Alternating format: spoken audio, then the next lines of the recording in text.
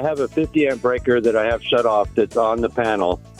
that is not being used, and I would like to utilize that and run power from the panel to my tough shed in order to have a couple of outlets and some lights in my tough shed, my workshop. And so I'm wondering, to do that,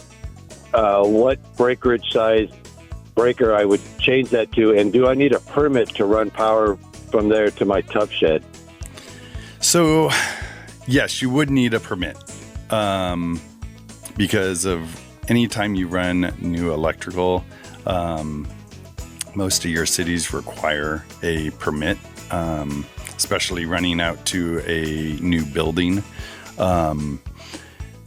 As far as what size breaker to put in there, it really depends on what you're going to use out in the tough shed. If you're just going to have convenience outlet and light, you could run a 120 volt circuit that's 20 amps. Or if you're like, well, I want to be able to expand later, then you could put like a little mini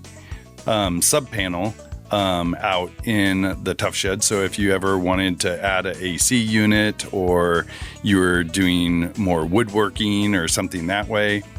you could always expand it a little bit depending on how big of a run you're going to take out there. But like if you were to use that whole 50 amps, run a 50 amp line out there and have a sub panel, then you could do something like that and then just pull little circuits off of that sub panel in that tough shed.